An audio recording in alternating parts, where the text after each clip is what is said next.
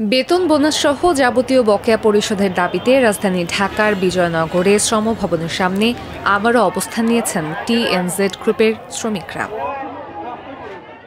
এই টাকার জন্য আমরা ছেলে মেয়ে স্কুলে দিতে পারছি না, ঘর ভাড়া দিতে পারছি না, আমাদের সংসার খুবই কষ্টে চলতেছে। যে জায়গায় আমরা খাইতাম 3 বেলা সেখানে খাইতেছি আমরা ছেলে মেয়ে মাত্র 1 বেলা।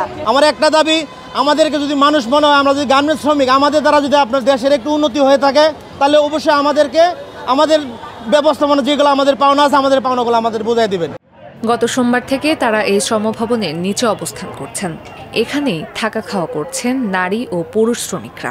এতে খুব কষ্টে জীবনযাপন করছেন বলে জানান তারা।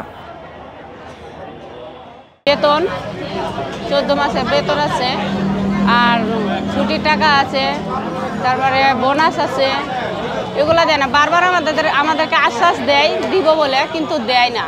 কিছু খাই না, খাওয়া দাওয়া নাই, টাকা পয়সা নাই, কি খাবো? সবাই মানে কারো কাছে টাকা নেই, সবাই বেশিরভাগ না খাওয়া। মালিকে বলে নাকি যে তোরা পারলে টাকা উঠায় না, কাদের নিয়ে আসবি, কাদেরকে নিয়ে টাকা উঠাবে, উঠা। হ্যাঁ, এটা মালিকে নাকি চ্যালেঞ্জ করছে, মালিকে দেখবে এটা।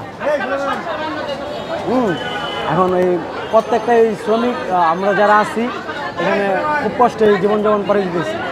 রোজার ঈদের আগে টানা 7 দিন শ্রমভবনের সামনে অবস্থান কর্মসূচি পালন করেন টিএনজেড গ্রুপের শ্রমিকরা। পরে মালিকপক্ষ দাবি মেনে নেওয়ার আশ্বাস দিলে তারা কর্মসূচি স্থগিত করেন।